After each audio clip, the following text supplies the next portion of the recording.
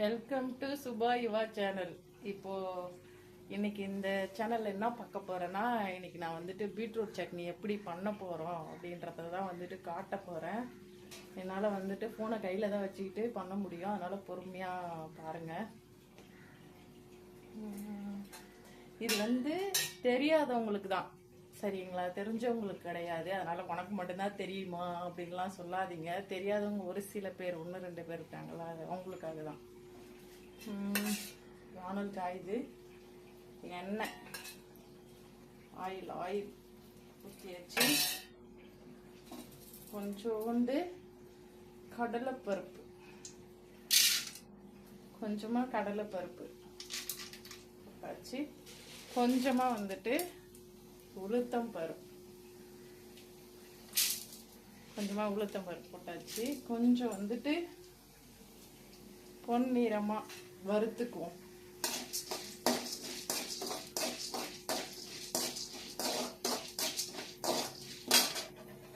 இந்த வீடியோ வந்துட்டு நான் எப்போவோ போடணும்னு நினச்சிட்டு இருந்தேன்.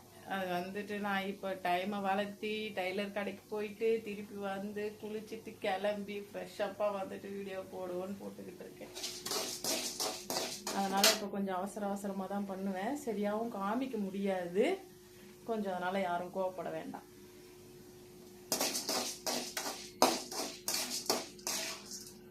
பொன்னிறமாக லைட்டாக வறுபட்டதும் வந்துட்டு வரமிளகாய் போட்டுக்குவோம்.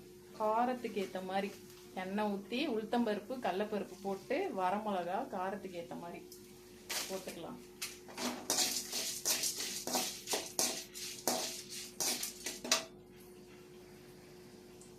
கையில் வச்சுக்கிட்டே பண்ணுறேன்ல, அது கொஞ்சம் கஷ்டமாக இருக்கு. வரமிளகா, இஞ்சி பூண்டு தேவையானவங்க வேணும் போட்டுக்கலான்றவங்க மட்டும் போட்டுக்குங்க, வேணான்றவங்க விட்டுருங்க. நான் சும்மா ஒரு பல்லு சும்மா போடுறேன். அதோட கொஞ்சோண்டு கருவேப்பிலை வாசனைக்கு,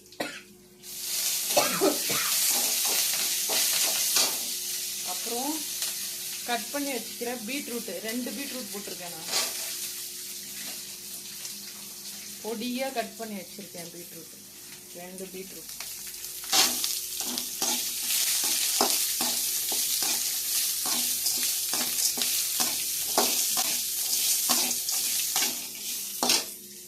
ரெண்டு பீட்ரூட். ஏன் 2 பீட்ரூட்னா நிறைய தான் வரும். எனக்கு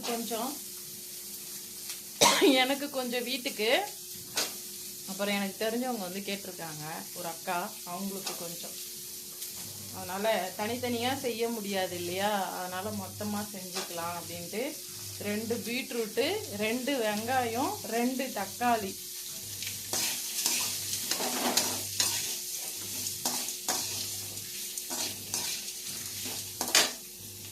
ரெண்டு பீட்ரூட்டு, 2 வெங்காயம், 2 தக்காளி, உளுத்தம்பருப்பு கடலைப்பருப்பு, வரமிளகா, கருவேப்பிலை, இத்தனையும் போட்டிருக்கேன். ஃபஸ்ட்டு எடுத்தது பீட்ரூட் தான் போட்டு வதக்கணும். ஏன்னா வந்து பீட்ரூட் வந்து நம்ம கட் பண்ணுறோம் இல்லையா, அது வந்து சரியாக வதங்காது வெங்காயம் தக்காளியை கூட போட்டுட்டோம்னா. அதனால் ஃபஸ்ட்டு பீட்ரூட்டை போட்டு வதக்கிட்டு அதுக்கப்புறமா வெங்காயம் தக்காளியை வந்து கூட ஆட் பண்ணி போகிறோம்.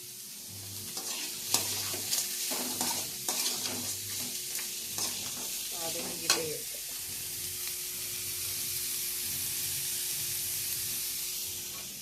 வதங்கிக்கிட்டே இருக்கா. வீடியோவே போட முடியல என்னால். போடலாம் போடவே முடியல. அதனால் நானும் ஃபஸ்ட்டு ரெகுலராக வீடியோ போட்டுட்டு இருந்தேன், அப்படியே வியூஸ் போயிட்டு இருந்தது. இப்போ வந்துட்டு சரியாக வீடியோ போடாததுனால அவ்வளோ வியூஸ் போகிறதே கிடையாது, கஷ்டமாக இருக்கு. அப்போ கை வலிக்குதுங்க பிடிச்சிக்கிட்டு இருக்கிறது.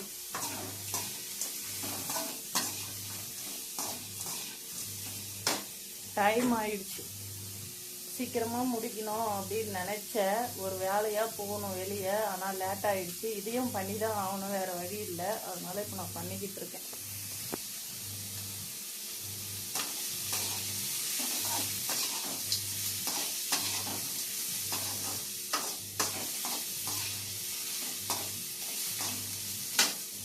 இப்போ வந்துட்டு ஓரளவுக்கு வதங்கிடுச்சு, பாதி வதங்கிடுச்சு. இப்போ கூட வந்துட்டு வெங்காயம் தக்காளியை போட்டு வதக்கிக்க போகிறோம். போட்டேன் பீட்ரூட்டு வெங்காயம் தக்காளி போட்டுட்டேன்.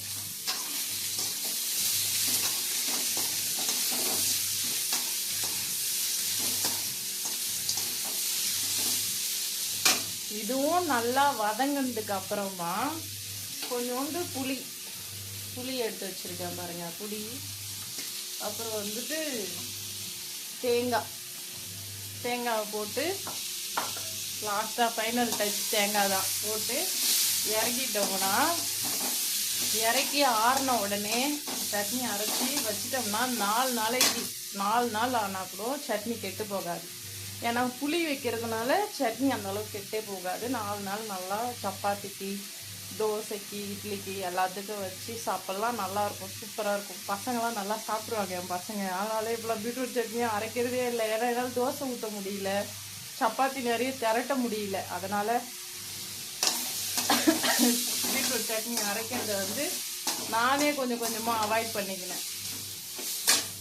இன்றைக்கி இப்போது நான் செஞ்சு வச்சிட்டேன்னா நாளைக்கு இல்லை சாரி, நைட்டுக்கு வந்துட்டு ஒரே அனலாக இருக்குது. கதவு திறந்து விடலை, உள்ளாரே இருக்கிறதுனால ஒரே அனலாக இருக்குது. ஃபேனும் போடலை, அதனால் வெறுத்து கொட்டுது. முடியலடாப்பா சாமி. அவசரமாக ஒரே நேரத்தில் எல்லாமே பண்ணுறது கொஞ்சம் கஷ்டம்.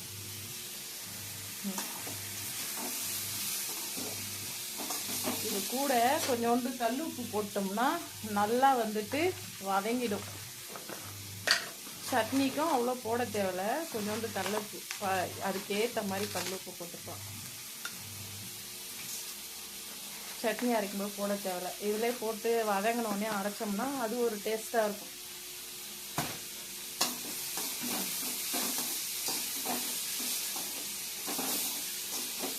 ஏன் காரம் புளியெலாம் வந்து நான் வந்துட்டு கொஞ்சம் கூட வைக்கிறேன்னா, அந்த புளிப்பான அந்த டேஸ்ட்டுக்கும் அந்த காரத்துக்கும் அந்த தேங்காயோடைய ஸ்வீட்ஸுக்கும் நல்லா சூப்பராக இருக்கும் டேஸ்ட்டு. அதனால தான்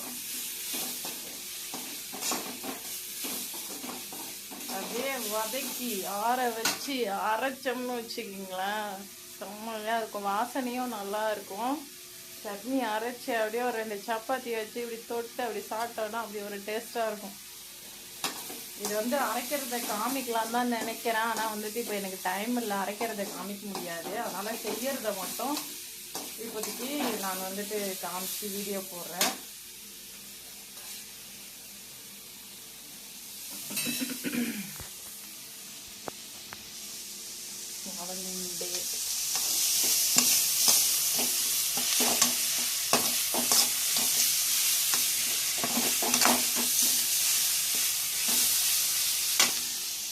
கை வலிக்குது, அதை பிடிச்சிக்கிட்டே இருக்குது, ஃபோனை பிடிச்சிக்கிட்டே இருக்குது. கை செம்மையாக வலிக்குது, வேர்த்து கொட்டுது.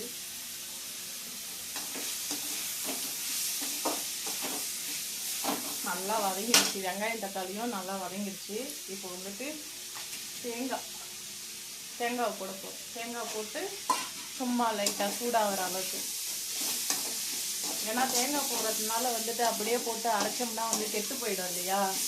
அது வானலில் போட்டு கொஞ்சம் சூடு காமிச்சோன்னா அந்த தேங்காயும் கொஞ்சம் வந்துட்டு கெட்டு போகாமல் அப்படியே ஒரு 4 நாளைக்கு வச்சா கூட, வச்சு சாப்பிட்டா கூட நல்லாயிருக்கும். அதனால தான் தேங்காய் போட்டுக்கிறது. கொஞ்சோண்டு புளி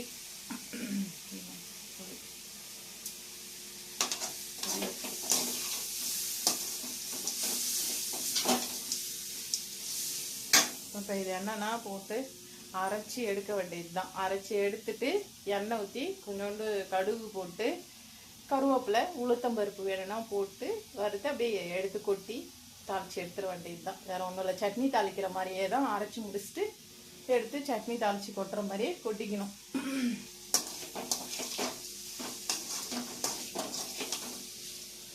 டைம் ஆகுதுங்க. ஏதாவது ஒரு முக்கியமான வேலை இருக்கும்போது தான் எனக்கு டைம் அதிகமாக ஆயிடுது.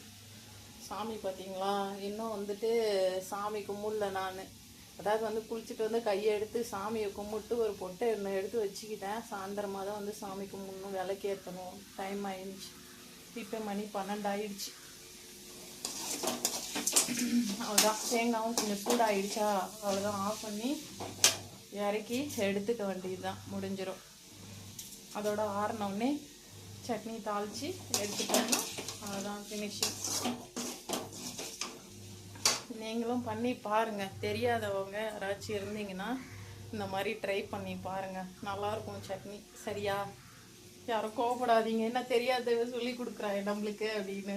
நம்மளுக்கே தெரியும், நம்மளே ஒரு மாஸ்டரு, இவன் வந்து தெரியாத நம்மளுக்கு சொல்கிற மாதிரி சொல்லி கொடுக்குறா அப்படிலாம் நினைக்காதீங்க. தெரியாதவங்களுக்கு தான் சொல்கிறேன். சரியா? பாய்.